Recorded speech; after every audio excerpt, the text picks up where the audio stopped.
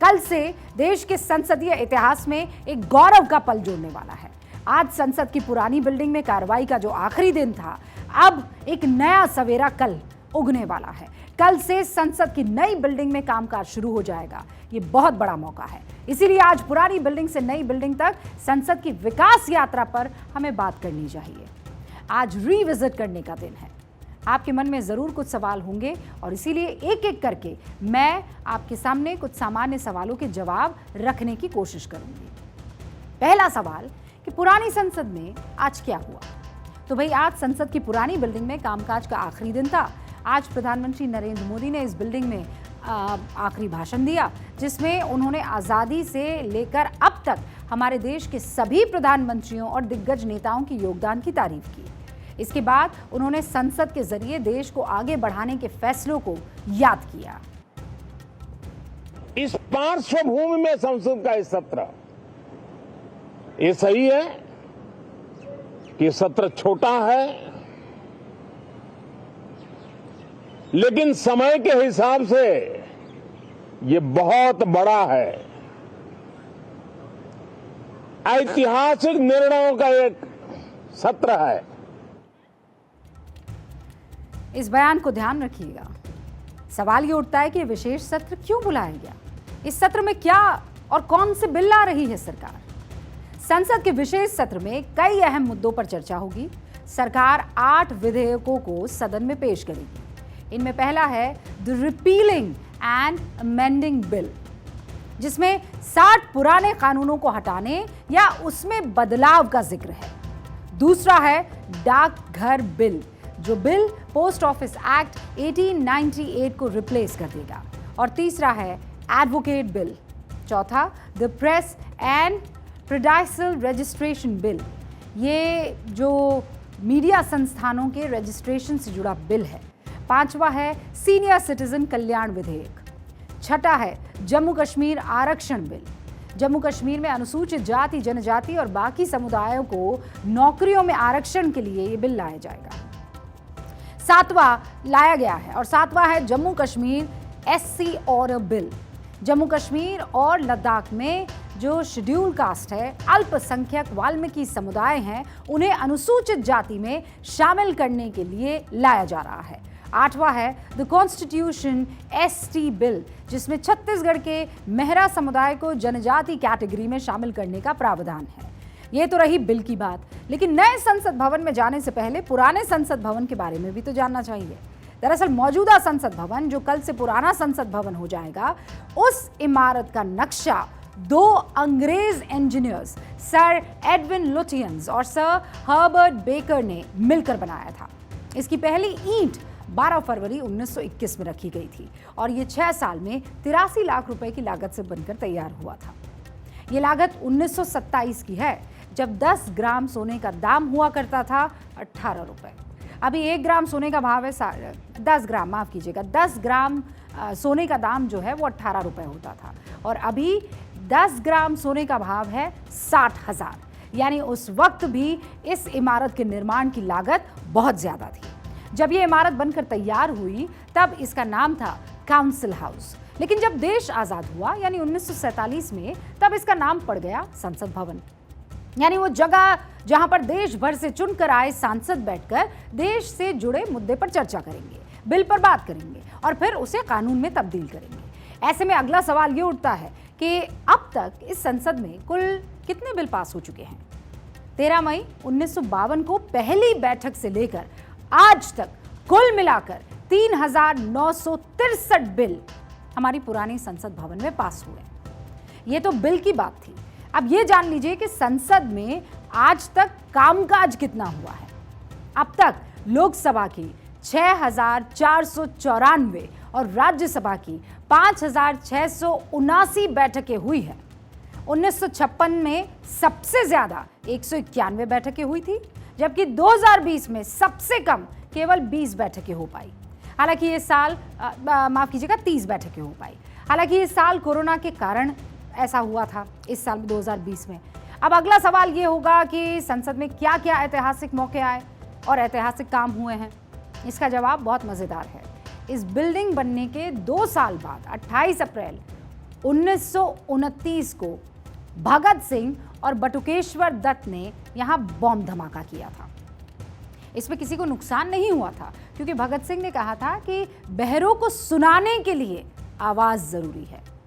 14 अगस्त 1947 की रात, यानी आजादी मिलने से 1 घंटे पहले, यहां पीएम जवाहरलाल नेहरू ने अपना भाषण ट्राइस्ट विद डेस्टिनी दिया था।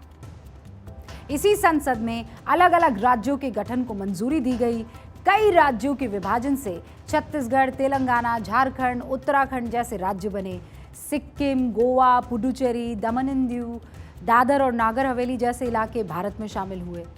1965 में जब भारत पाकिस्तान की जंग हो रही थी, तब देश में अनाज की किल्लत को देखते हुए लाल बहादुर शास्त्री ने एक वक्त उपवास करने की अपील भी यहीं से की थी। उसकी गवाह भी ये बिल्डिंग बनी थी।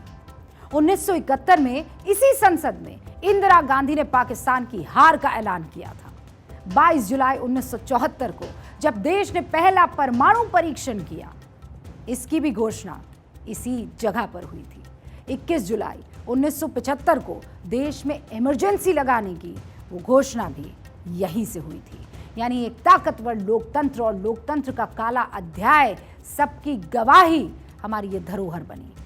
31 मई 1996 को अविश्वास प्रस्ताव पर वोटिंग से पहले अटल बिहारी वाजपेयी ने अमर भाषण दिया था, जिसमें उन्होंने कहा था कि अगर खरीद फरोख्त से सत्ता मिलती है तो ऐसी सत्ता को चिमटे से भी छूना पसंद नहीं करेंगे।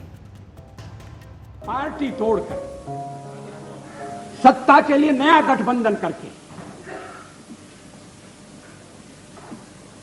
अगर सत्ता हाथ में आती है तो मैं ऐसी सत्ता को चिमटे से भी छूना पसंद नहीं करूंगा। ये भाषण टीवी पर संसद भवन की कार्रवाई के लाइव प्रसारण की शुरुआती दौर का सबसे लोकप्रिय और चर्चित भाषण था, या उनमें से एक था। 1998 में दूसरा परमाणु परीक्षण करने का ऐलान अटल जी ने इसी संसद में किया।